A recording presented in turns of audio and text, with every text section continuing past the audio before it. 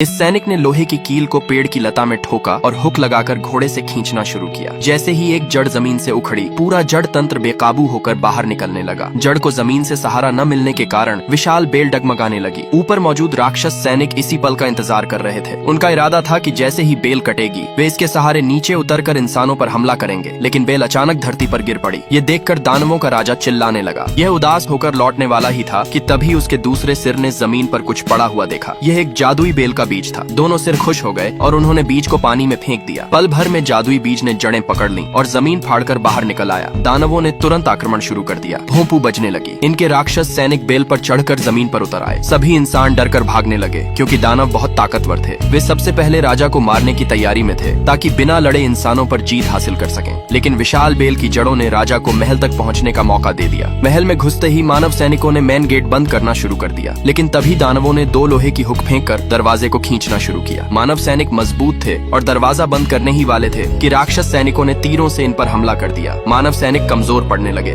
राजा के आदेश पर दूसरा दरवाजा तुरंत बंद कर दिया गया। लेकिन राजा जानता था कि यह ज्यादा देर नहीं टिकेगा। उसने रानी और थॉमस को महल के अंदर छिपने का हुक्म दिया। महल के अंदर आते ही उन्होंने जमीन में हलचल देखी। अचानक जमीन फट गई और एक दानव बाहर निकला। दोनों डरकर राजा की अलमारी में छिप गए। इन्हें उम्मीद नहीं थी कि दारू नाली के रास्ते महल तक पहुंच जाएंगे। होल से एक दानव की बड़ी आंख दिखाई दी। वे तुरंत अलमारी से निकलकर बाहर भागे। दानव दरवाजे में फंस गया क्योंकि दरवाजा छोटा था और वह अंदर नहीं आ सका। दोनों ऊपर के रास्ते बाहर भाग रहे थे। तभी एक बड़े हाथ ने रानी को पकड़ लिया। थॉमस ने देखा तो सामने दानवों का राजा खड़ा था। थॉमस ने बिना देरी किए उस पर हमला करने का सोचा, लेकिन दानव के दूसरे सिर ने उसे देख लिया और थॉमस को पकड़ लिया। थॉमस ने हथियार से दानव के दूसरे सिर पर वार किया, लेकिन उस पर कोई असर नहीं हुआ। राजा थॉमस को खाने ही वाला था कि थॉमस ने जादुई बीज निकाला और उसके मुंह में डाल दिया। बीज दानव के पेट में पहुंचते ही अंदर से जड़ें निकलने लगी। कुछ ही पलों में दानव राजा मर गया। इधर राक्षस सैनिक दरवाजा तोड़कर महल में घुस चुके थे। सभी इंसान डरे हुए थे क्योंकि वे दानवों के सामने छोटे और कमजोर थे। तभी लोगों ने देखा कि राक्षस सैनिक अपने हथियार फेंक रहे हैं और झुककर सलाम कर रहे हैं। किसी को समझ नहीं आया कि क्या हो रहा है। तभी थॉमस महल से बाहर निकला। उसके सिर पर दानव राजा का ताज था। ये गरीब लड़का अब महल का राजा बन गया था। रानी ने थॉमस से शादी कर ली।